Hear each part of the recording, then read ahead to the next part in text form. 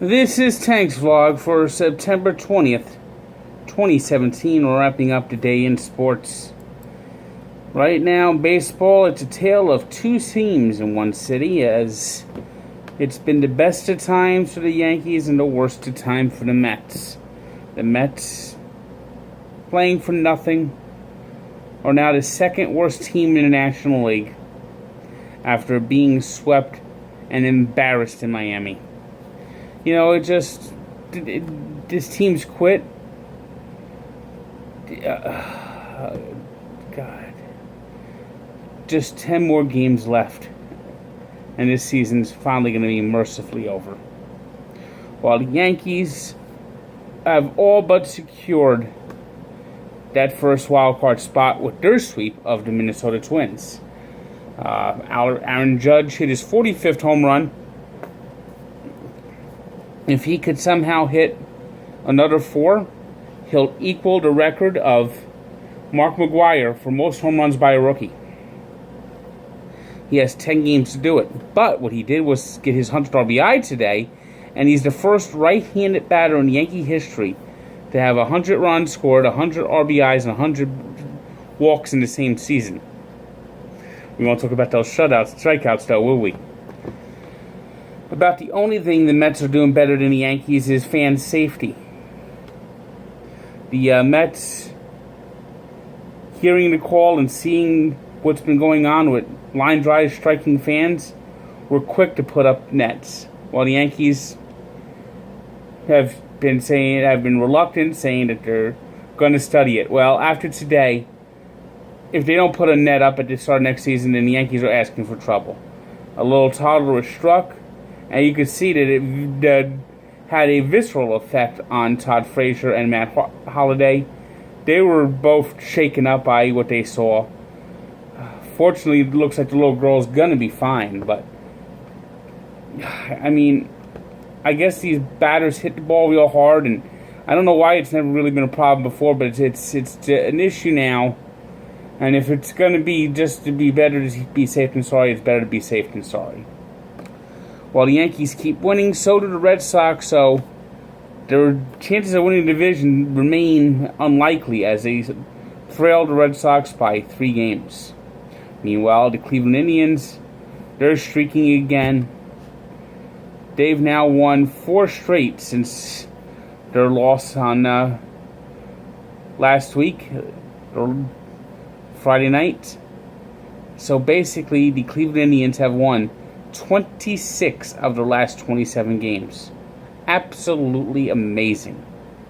Meanwhile, the Dodgers, they've just lost 3 straight to the Phillies. So, I don't know. The Dodgers look like they're about to get things going again, but they're back struggling again. And while their division's pretty much locked up, with the Diamondbacks not being able to get that much closer, the Diamondbacks are going to get the first wild card. The second wild card is going to be really tightened up, with the Rockies leading the Brewers just by 1 game and the Cardinals by 2.5. In the American League, it's the Twins who have the second wild card, despite their sweep at the hands of the Yankees. And they've gotten lucky, as the Angels have been going up against those Indians and still have a 1.5 game lead and a 2.5 game lead on the Rangers. But the Royals, if the Royals somehow get really hot, they might be able to make some noise. But that's the races in the wild card, and that's where the focus is probably going to be. Although the Cubs still have some work to do to win the Central. They had their 7-game winning streak today ended at the hands of the Tampa Bay Rays. Today's 3 stars are Chris Sale, who passed the 300 strikeout mark, pitched a complete game shutout for the Red Sox over the Orioles. Hunter Renfroe, who had 3 home runs for the Padres in a loss to the Diamondbacks. And Blake Snell, who only allowed 2 hits in 7 innings as the Rays beat the Cubs. Birthday shutout today goes to Cecil Fielder, who turns 54. And we take a look back at Barstool Sports at the 1982 NFL strike, which began at midnight after the Giants and Packers played at the Meadowlands, with the Packers winning. And the strike lasted 57 days and wiped out nearly half the season. So take a look back at that story. But while we take a look back, we could focus on this year's NFL season. It's going to be Thursday night tomorrow, and that means another week is kicking off, and I have another full week of picks. 17 straight years making my picks. Check the link below, and if you want to get in on the action, always go to MyBookieAG. That's the best place to put down a bet for NFL football, baseball, college football, you name it. And my preview for Thursday night's game. Yeah, and talk about Thursday night games. These games have been brutal. I'm not really a fan of Thursday night football. I think it's just too early in the week to start these games.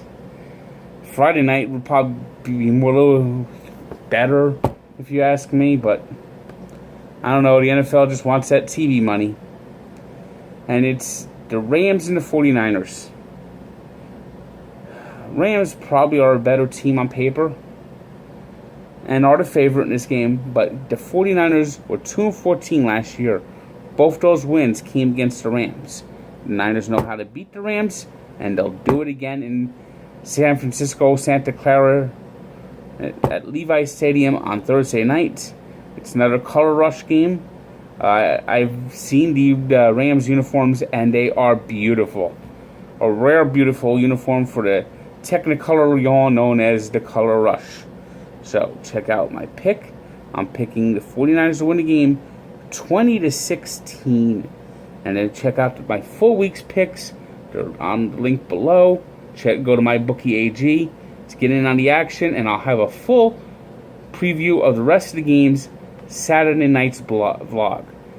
So until then, check out Sports Encyclopedia, where sports history lives. Good day.